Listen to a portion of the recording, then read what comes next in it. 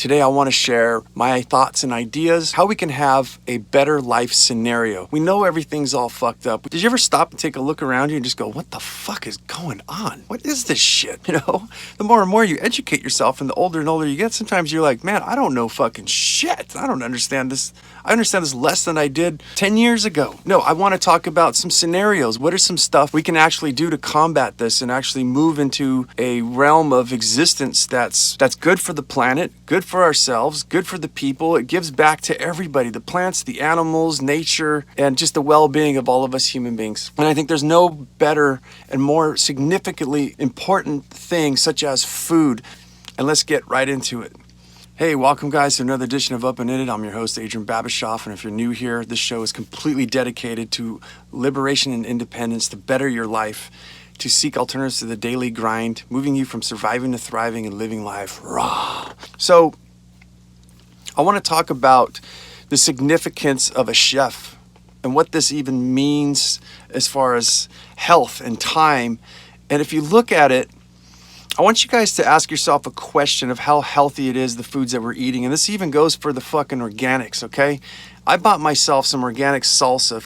And in contrast to making this at home, the salsa that was purchased organic at the store, it lasted me for probably about, I would say 2 weeks before it even started to get sour. Now, in contrast, when I'm at home and I chop up my own onions and cilantro and tomatoes, and believe you me, that's all you really got to do. Flood it with some lemon. You can add a little bit of tomato sauce. I like actually if you get like the cheap, like some paste picante or something, any kind of salsa like that, and just add that to it. Oh God, salt, pepper, garlic powder, just mix that all up. Let it sit for a few minutes and let it marinate. And the trick is to chop the cilantro really, really fine, because you get a big chunk of that or an onion, it kind of takes away the flavor. But when you blend everything together, you get like this marination basically in your mouth. Let's take a look at that. I've got some sour cream that wasn't organic, but this shit lasted for over a month. I grew up on the farm. If you haven't checked out the podcast on my life in a third world country living in Uruguay, check it out. We did everything from scratch. And it was a lot of fucking work. So I think that we definitely need to question not just the level of safety in our organic foods. You know, I'd like to point out too that a lot of this food, if you have the time and you make the time, which a lot of us don't, look at where these products are coming from. A lot of them are coming from Mexico. And I don't want to dog on a country or nothing like that, or China. But I think we kind of all know on goods that we buy that are built in China or Mexico, do we even need to debate that? Now, who's going over there and regulating to make sure these people aren't spraying pesticides? And I mean, I heard it's so bad from China that they sell tilapia fish that are raised in a fucking sewage canal. They're raised to eat the human feces, to clean it up. Then they turn around, expose it to radiation from what it's said, and they send it back, and that's why some of it tastes like shit. So very scary shit. Very scary stuff. But what could we do about it, and why is a chef so fucking important? Because if we were going to cook everything from scratch and make everything that way, it would take up a lot of time. There's a very interesting show I think that they have on YouTube. It was these people who actually reenacted what it was to like live in the 17th, 18th centuries and how much time it took.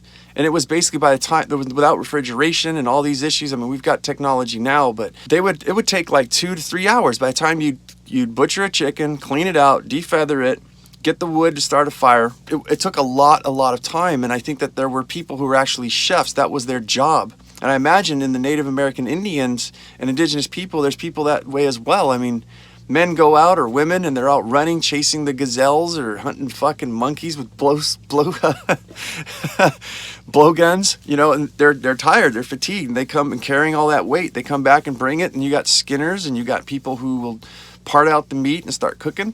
In our 21st century here, just in a home, and not even on a homestead, and living in the city, we succumb to the merits of compromise, which compromises us by buying prepackaged foods and things that are easier. And then we go to think, well, I'm buying organic, right? And I'm a testament to that. We eat almost all 100% organic. I'm not a stickler going, hey, we're not gonna, you know, it's a religion, and if you're not part of my religion, fuck off. No, I'm like, sometimes we even eat a McDonald's cheeseburger. Just did it last week. But the point is that we get trapped into buying these foods and tricked. I think the organic food industry is so fucking bad And there's a podcast I heard where these two women were working for the Oregon Tilth, and they had to quit. They said it was immoral what was happening, and they just said, I can't do this anymore. I gotta fucking go.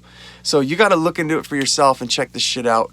In order to cook healthy meals, it takes a lot of time, and the answer to that would be to part stuff out, to outsource things. And I think that in our lives, as far as those of us who want to get out of the grind, it's very difficult. There are a lot of machines, I think, that we can use, such as Vitamixes, thermal cookwares, and I don't want to go in full detail, bread makers, and all these things can be run off solar if you choose. And that's what's awesome, is there's kind of a background thing for me. I have hopes in community, meaning like an eco village or an intentional community, or even if I had my own place, to create a community outwards. And we'll talk about that a little bit later here. But if I can't get people on board, and I'm going to continue my life like this, eating organic foods that has some kind of shit in it to make it last that long, then I got to figure other things out. And there is machinery that we can actually automate our lives. I like to observe the system that we all love to talk shit about. I'm actually fascinated by it. And I look, Henry Ford production and things like that. What can I do? Almost treating things like the Vitamix and the thermal cookwares and bread makers and things like that as a robot. These things will work night and day. They never make errors. They save on energy. They're good for your health, for everything. So there are tools, but in a perfect case scenario, a friend of mine who's a vegan vegetarian, and he was telling me how he'll take like a butternut squash, right? And it's a lot of time. He'll fire roast it, and then he'll mash it and blend it all up, and then he'll add like certain like olive oil and avocado oils to it, and garlic and minced up onions, and he basically makes a salad dressing out of a vegetable to go on top of salad. Very healthy, and for the love of anything, if it's not to help yourself, the planet, and your pocketbook, is the flavor. The richest of the rich. They're probably out there, but I guarantee you they don't have the freshness of that food if you were growing it and hunting it and raising everything yourself. The freshness is unbeatable. It's impossible in our society and in these systems that we have. Most vegetables and stuff are picked green. That's why they have no flavor, even if they're organic. Most meats are butchered, flash frozen, and packaged all off with preservatives so they don't rot. And there has to be some sort of element of preservation, because all this food needs to be transported from miles away, and even thousands of miles away, overseas, like from China and Mexico.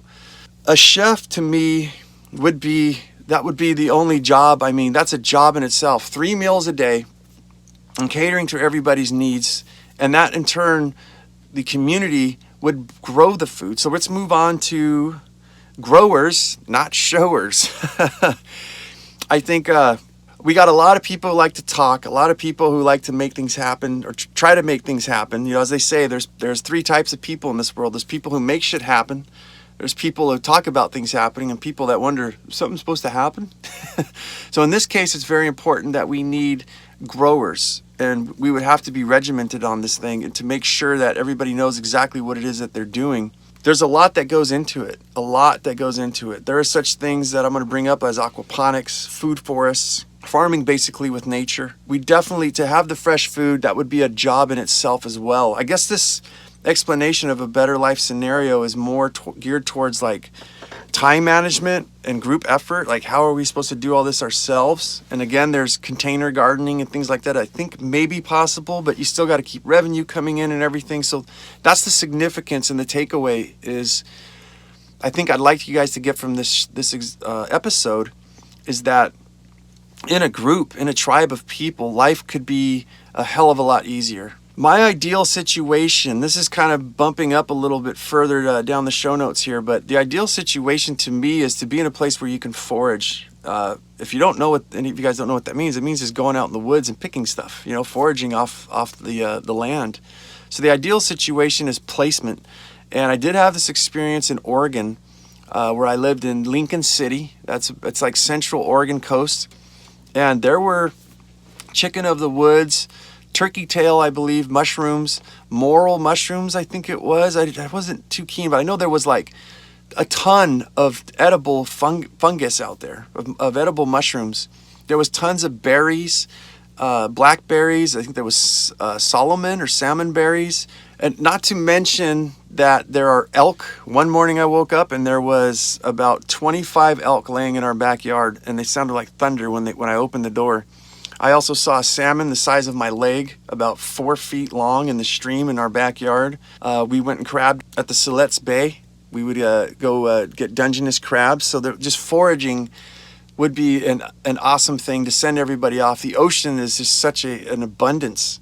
There's such an abundance in there, but I'm kind of fearful with what they're saying on the ocean as far as mercury and things like that. They do say that some of the indigenous Eskimos, Inuit people, they have a lot of special needs, some mental retardation and things like that, and they're trying to attribute it towards the consumption of so much ocean food, seafood. So kind of a scary thing there. But yeah, hunting and fishing, I think, in conjunction with raising your own meats, growing your own vegetables, and utilizing nature to go out there and forage and put this all together. The Polynesians, from what I've come to understand, when they first discovered the Hawaiian Islands, that's the first thing they did is they went and planted a bunch of taro everywhere and got it started so that by the time they came back with their people, there was an establishment of plants already made. So placement is very important in my book. My experience in Oregon was that it definitely looks like you're going to have a growing season and not a growing season. There's a lot of things to take in consideration. In Oregon, it doesn't get dark until I think it was like 10 o'clock at night in the summertime. So your garden grows relatively fast, way more faster than it would, say, here in California. So in consideration with things like that, you're going to want to look at seasonal stuff, whether you have to do canning and preserving. And again, the more people that you have, the better, the quicker things can go. And what I kind of like about the cold, where you have on and off times, is that it's just that. You have a time to rest. But it's a lot of work in the summer. I think what I don't like about it, though, is that in the best time of the year, when you could be out swimming and going to the ocean and enjoying it, not being fucking freezing, is you're going to work really fucking hard. Now, on the other side of the spectrum, being in the place like here in California, you can literally grow year round. You can grow you can grow something, not anything, but you can grow something year fucking round. Hawaii, I believe, is the same thing. You can do all kinds of different shit. So climate, I think, is something that to take in consideration. Lower cost in Oregon, but you're going to work your ass off during the growing season, which is summer and spring and some part of fall. And you're not going to be able to do much during the wintertime. Whereas California, expensive, but you can grow steadily all year round. I look at these plans for a better life scenario, and as far as like Hawaii and California, is that there would be no need for food preservation and things like that. But unfortunately, everything's so regulated, especially in Southern California, that as far as foraging goes, I don't think it ain't gonna happen. It ain't gonna happen here. So you got to give and take and try to figure out what works best for you. Food forests for longevity. Those of you who don't know, I believe, if it hasn't changed already, because it's been a while since I've seen it, but there's like a 7-layer of a food forest. Basically what it is you just throw a bunch of seeds. There's a Masanobu Fukuoka is a really awesome guy, the Straw Revolution. Check him out. I'm going to definitely do a podcast on him, but he was a Japanese fella who did everything fucking different against the norm and was not very well recognized. And I think maybe for a reason. I think he's a threat to big monoculture food production. So yeah, I think they kind of suppressed his information. But he did, basically what he did is like a food forest is that you grow food and you let it go wild. Fukuoka has told stories, and people who worked with him, one of the fellows' name is Larry Corn, just like the plant, the corn. And he did a couple podcasts with some people explaining how it was to be there. I mean, he interned for many years. But like they said, is you would walk down in the field, and next thing you know, you turn the grass over, and there's a watermelon and a tomato over here, and a cucumber there, and grapes climbing up a moringa tree or something. And so it's basically just let everything just do what it's got to do. Food forests, you have it's a little more than just natural farming. It's a forest type. But what happens is you just throw everything out there, and you get these layers, right? So you get like a tall tree. And everything's fighting for photosynthesis, but there's a way that everything will actually start working in conjunction. And unfortunately, this takes time to manifest, to let it grow and mature. But you'll have, say, I'll give you guys some examples, like you'll have an apple tree, right? You can grow some grapes towards the bottom of this apple tree. And what will happen is that grapevine will climb up the apple tree, use it as a trellis, so it's stacking functions. You're getting apples and grapes off the same thing. At the bottom, there may be ferns, right? And there are edible ferns. And on the bottom of that, there could be mushrooms growing where they don't really need sun. And on the bottom of that, you see where it goes? It just keeps going on and on and on. And the natural biome, the area that you're trying to do your food forest, there's not really much room, I think, that you can manipulate it. You can nudge it a little bit, but it's going to do its own thing. And that's basically what people are doing. That's the definition of food forest, is just letting nature kind of pave its own way and figure out where everything needs to go. It's, in my opinion, if you look at the way things, pH balances, the way our body is, which is really interesting. 6.8 to 7.2 is the optimal pH of your mouth as far as preservation of your teeth. That's also a healthy urine, 6.8 to 7.2. To grow anything, to make sure you get all the nutrients, 6.8 to 7.2, around those ranges. The best water to drink, 6.8 to 7.2. Very unique here, but I digress. The forests will actually, if you looked at soil, it's kind of like an ocean, right, with currents in it. There'll be more nitrogen here, there'll be more phosphorus here. It's got its own thing. You have to take things in consideration, like the runoff from water, for instance, on like if there was a mountain above you with a bunch of pine trees, the water coming off and getting making a tea out of all those pine needles and all the mulch from the forest is going to run off, and it's going to go in its direction, follow the path of least resistance, and it's going to leave in its wake more acidic soil. So you're going to have alkaline and acidic. And when you just scatter the seeds, they tell you where they're going to go, and then everything just starts to develop. I think as far as manipulation on a food forest, you can so far as purposely plant a vine of some sort and then hang it on a tree or a bush or something and just kind of direct it that way and then let it do its own thing. But I think it's one of the most romantic, awesome things, these from permaculture, these food forests and ideas like this, that just, it really touches the heart, and it's exciting to know and to see that there's different shit happening, man. And even in the city too. But my better life scenario would definitely be country in all of this. I want to move on to the ease of aquaponics. Now, aquaponics are wonderful. If you don't know what aquaponics is, it's basically you get a tank of fish. I'll make it really simple, like an aquarium, and the fish, instead of filtering out their water with mechanic filters and things like that, you actually pump the water out of the fish tank and you put it in the troughs of some sort. And you can put gravel in these troughs, you can put styrofoam like rafts, you can do all kinds of different types of things. But the point is the water comes out full of the excretions from the fish, and it goes into these plants that literally grow in water, and they suck up the nutrients and in turn oxygenate the water and take out all the ammonia, nitrates and nitrites and things like that, and they convert this back into fresh water. So it's a symbiotic relationship where you're able to grow plants with fish and stacking functions. If you grew things like catfish and bass, tilapia, trout, I think are very difficult. You can do bluegill, and so you're basically getting fish meat and you're getting plants to eat. And in addition to that, the aquaponic systems, in some places you can grow 8 times the density that you could per square foot in aquaponics than you could in any soil. And in some instances, things grow twice as fast. And as far as the labor goes, it's cut tremendously.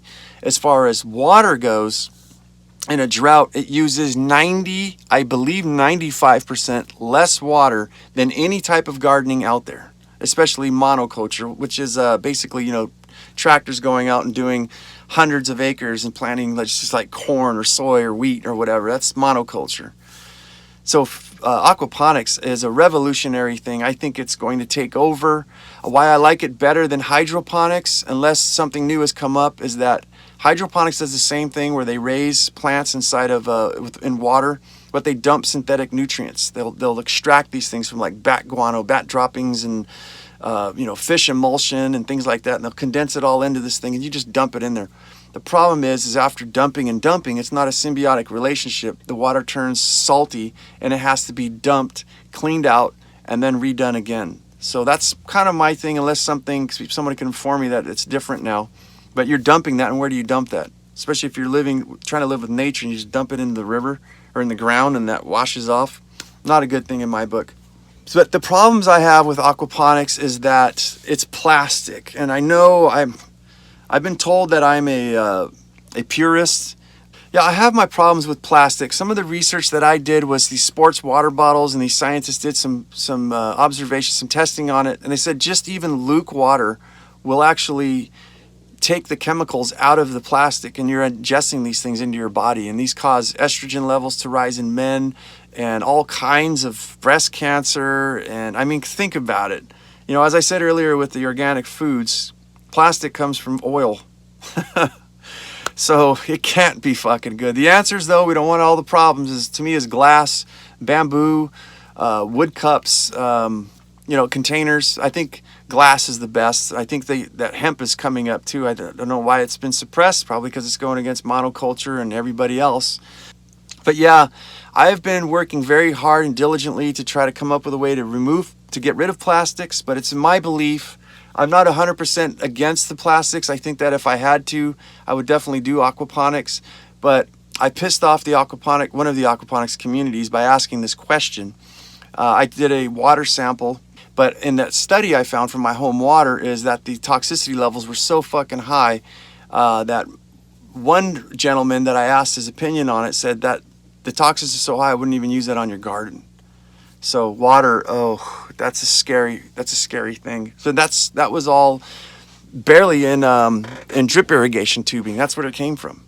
I'd like to throw to you guys is I should do a podcast on my container gardening, but don't use those fucking those little soaker hoses. They're recycled fucking tires, guys. I just found this out about a month ago. It made me sick. Just to put this in perspective is when they dump car tires at a landfill, the area is considered contaminated and they can't do anything like with that area. Like this rubber is just putting toxins. And now we're going to put this soaker hose, which is basically you get drip irrigation, right? So instead of like a little sprinkler, it's a hose made out of little bits and pieces of rubber tires, car tires glued together so that it just emits little drops all out. Very convenient, very wonderful. But smell it and tell me it doesn't just reek. And then it's baking in the fucking sun. It's just getting heated all day. And then we're just rinsing it out like a rubber tire tea all over the plants that you're going to consume. And I'm not sure if a lot of you guys are aware, but plants soak up nutrients, right? Whatever's in the ground. It's actually said that sunflowers can be used to detoxify a soil, to get rid of like carcinogens. And the sunflower will actually soak this all up into itself. And then you can take and discard the sunflower. And it just basically keeps pulling stuff up. So I mean, think about it. Whatever we're putting in that fucking soil, not only are vitamins and nutrients being sent up, but also any kind of toxins.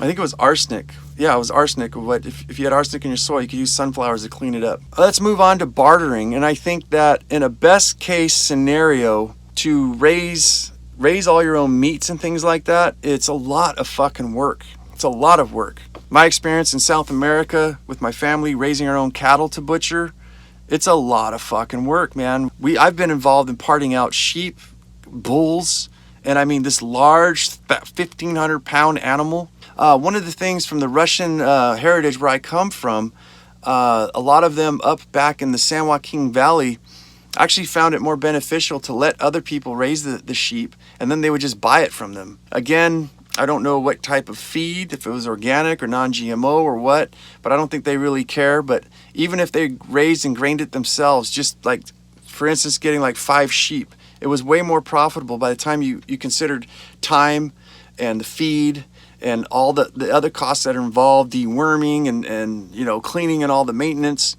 It was cheaper for them to actually go to work and buy a sheep and then butcher it themselves. And I think in some cases what's sad about our systems is that everything's cheaper to do that way. Everything's cheaper. I'd like to tell you guys a science story I've mentioned in one of my podcasts before. Scientists are saying that when they did testing to chicken, even organic, that it actually contains up to 11% poo juice. And it's because of the disrespect when butchering these animals. To get you organic chicken like I buy from some places that start with a C, I get organic chicken breast for $4.99 a pound. It's fucking cheap as shit. If you go buy it from like say an organic farmer or something that's butchering by hand and doing it the way you're supposed to, it's like $18 to $20 a pound. But I'll tell you the difference. The meat that came from the butcher, the organic guy, is pink. The meat you get from the even organic, it's got a yellow tint to it. Very gross. I think it's definitely something to take in consideration. But barter would definitely be a big power. And I think that if you're able to grow such things that somebody else doesn't have, like fresh vegetables, meats, even if you're living in a place like Oregon and you have tons of smoked salmon and things like that, there's the power of barter to me is immense. And even if you live in the city, I think there's still, you know, someone may have a pear tree, but I got an apple tree. Someone has an orange or the avocados. It's killing me with the avocado price right now. I'm one of those guys that eat avocados every fucking day. Luckily, that's one perks where I get where I live right now in Southern California in San Diego, North County. All of my clients, I'm in roofing construction. Almost all my clients have avocado trees, and I'm like, can I pick some? Like, yeah, go for it. So I'm coming home with this loads. I can't wait to get back to work for that because I'm on my mini retirement right now. But you guys, I digress. The last thing I want to close with is a butcher. And the significance of a butcher is it takes a very special type of person to do this. I don't think that most people can. And to give the respect to the animal and the dignity and to do it clean and actually for yourself. I mean, it's a hell of a fucking thing. The last time I took an animal's life, well, I have fished. I just caught a fish the other day. And it's a lot easier for some reason. But I still say thank you and for giving yourself to me and being a part of this, and I will waste nothing of you. The last time there was a chicken that in this community where I was living about 5 years ago, and it had 2 broken wings and 2 broken legs. I don't know what the fuck these kids did to it, but I knew it was going to die. I carried it out and I grabbed its head as they do in South America and Uruguay, and you just give it like a whip and it snapped its neck, and my heart was racing in my chest, and I lost that touch of what it feels like to take something's life. I mean, unless you're a fucking robot out there, man, and you got no feelings in you, it's a hell of a fucking thing. It's not like you just go take care of it. I think it's definitely not for everybody. I personally, it's not like something I want to wake up and go do, but it's something that I can do, and it's something that I respect, and it's definitely always been kind of a battle with me killing things because I want to live in harmony with nature, but I understand its place, and I think that it's a responsibility that each of us as individuals should take at one point or another to actually appreciate the animals, appreciate your food, but also appreciate the person that's their job. They're not just sitting there pulling a lever, you know, cutting fucking animals' heads off with a fucking saw on a computer or something. This is something that needs to get personally experienced so that you have the respect for all parties and even in yourself. It's a part of life. And the thing I look at is if you don't see the difference between an animal and an insect, when you step across a park or a mountain and you kill a bunch of ladybugs and butterflies and worms and things of that nature, and you're telling me that these things have no less significance than, say, a cow or something, you know? Everything on this planet has significance, and we are causing death, unfortunately, all the time. It's just a part of our cycle. But I think a lot of us refuse to look at that big picture and get more into disconnection. You know, it's very easy to go buy your fucking chicken nuggets and your steak wrapped in cellophane in a goddamn styrofoam container that's gonna last 1 billion fucking years. All right, I'm back. I'm back. But yeah, it's a complete disconnect, and I think in a lot of this, a better case scenario is to get back in touch with nature and back in these things that I speak of. And I know that last part might have offended some people, but it really is, guys. It really is. And I'm not looking to pick a fight with anybody, but even if you're vegetarian or vegan, you need to go out there and research what's happening. Monoculture, you know, when they go and plow those fields where you're getting your fucking vegetables, there are rabbits dying, squirrels, not to mention the microbiology, the insects. It fucks up everything, man. It fucks up everything. It's bad for people, it's bad for planet, and it's bad for the soul. So, better life scenarios. I hope you guys like this show. I definitely want to do some more on what I think could be done better about our lives, because these are things, this is my life, and I'll fucking die. I'll go to my deathbed pursuing a life of freedom and liberation and to change this shit around, because there is ways and there's people doing stuff out there, and I'm fucking one of them. I've already done a lot of these things. I've educated myself, and I think that a lot of people are losing hope in things, and I really want to bring out to you guys that there is a different way. We just have to make the choice personally to do better for our planet and ourselves and our future generations. This world's not going to hell in a handbasket.